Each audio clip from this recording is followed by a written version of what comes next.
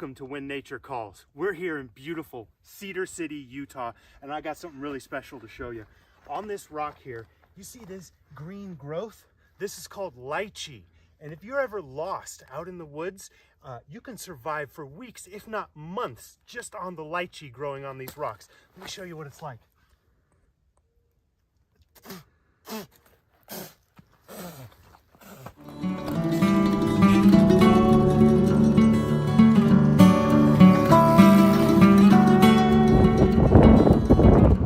Welcome to When Nature Calls. I'm Brad, and we've got something really neat to show you right now. Here, Park Ranger Kai is going to tell you about something that he's found here on the trail out in Red Hollow outside of Cedar City.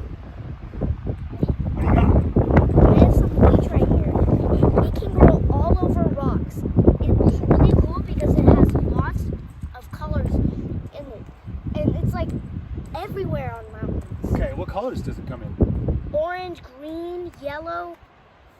Some, Could you eat it if you were in a tight spot? no. No.